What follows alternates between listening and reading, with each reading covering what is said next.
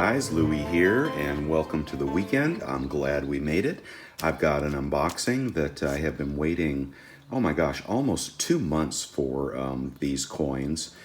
Some of you got these right away because you reside in the UK, but I got mine through AppMex, and therefore they were on, it was a pre-order at AppMex, and it took forever to get them.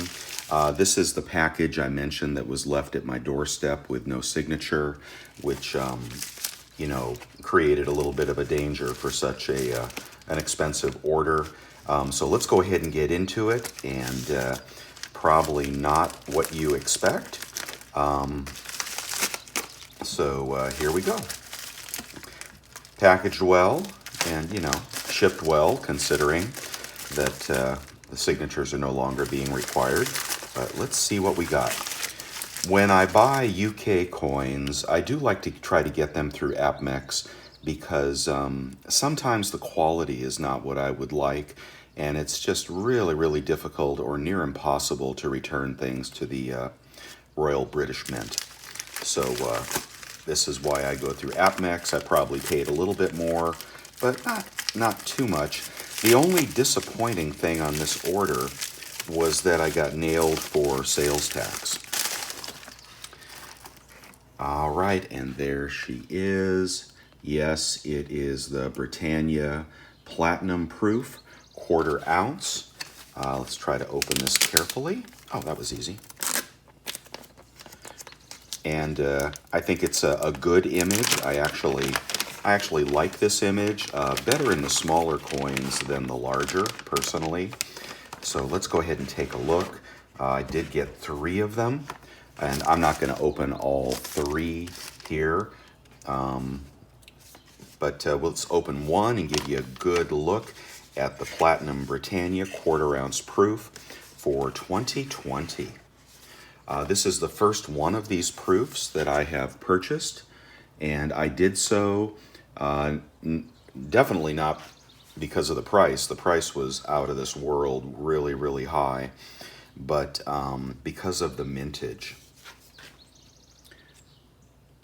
Platinum has been in the dumps for a while now, and of course I have faith in platinum in the long run, but at a price of $595 for a 1/4 ounce, this could be one of the more foolish purchases I have ever made.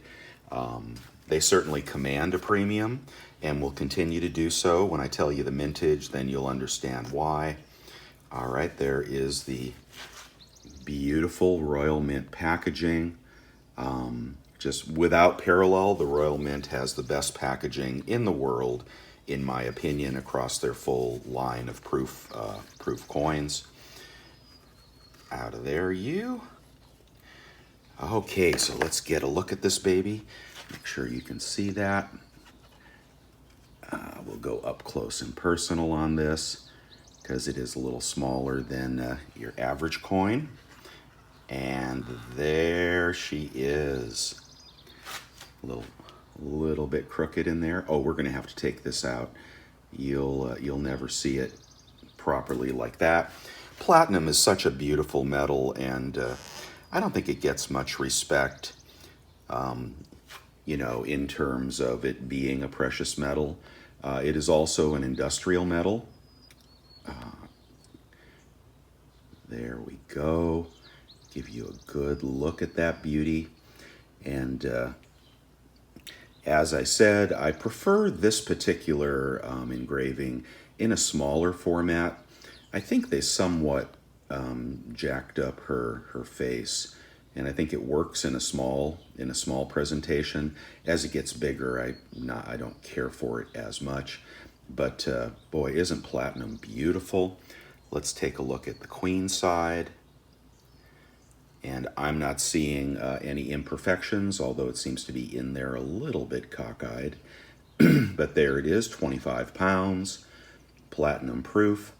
The mintage on this coin is 160, only 160 in the entire world. It is the 4th release in the 1/4 ounce platinum series, starting in 2017. They had a mintage of 850 worldwide. In 2018, they dropped that to 650. In 2019, they dropped mintage all the way down to 240. And this year, worldwide mintage, all sources, 160. So there are only 160 of these little beauties. And I think it makes it a long-term collector item. I think, platinum will come back into its own. Right now it's getting the drag from being, and I have number 52. It's got the drag from being an industrial metal, right? Being used in catalytic converters. There are the specs. If you'd like to pause on that. This was, let's see, the reverse was done by James Tottle. All right, so there we go, one more time. And I ordered 3 of these in a mistaken, you may not know this, or maybe you do, but in my state, purchases are taxable up to $1,500. Over that, they are non-taxable. So I went all in on this and bought 3 to get over the $1,500 mark. And they charged me sales tax. And I thought, well, that must be an error. So I'll just call them tomorrow and let them know to reverse the sales tax. However, I found out that platinum does not receive the exclusion when you get over $1,500. Platinum coins are taxed in any quantity, in any magnitude. And I had a moment there where I would have only bought 1, but I had bought 3, thought it was a pretty good long-term investment. So I said to the representative, let me just keep the 3. Of course, I did not know at the time that the world would be plunging into chaos, and it would be impossible to ship things safely. And it would take nearly 2 months to get this coin delivered to me. So in the meantime, it's looking like a pretty foolish purchase in the short term, because I don't plan on selling anything in this environment. But in the long run, to have 3 of such a rare coin, I could see, definitely platinum coming into its own as bullion and increasing, and I could also see worldwide collectors circling back to collect this one. There are a couple on the market, but not all. So among the higher mintages, especially 2017, they did not sell out.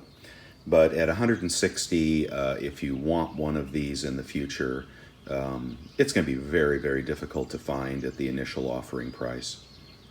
And it is also beautiful, and it does increase my platinum holdings, which I think this is my first platinum coin. I don't recall purchasing another piece of platinum. Of course, I would always recommend the bullion over proof collector coins at, what is that? 3 to 4 times spot. I mean, it's just has a ridiculous premium. But nonetheless, I picked them up in a different world, and now I've got them. I'm going to tuck these away and wait for better days and higher demand, and we'll see what happens. Okay, guys, hope you enjoyed this. Talk to you later.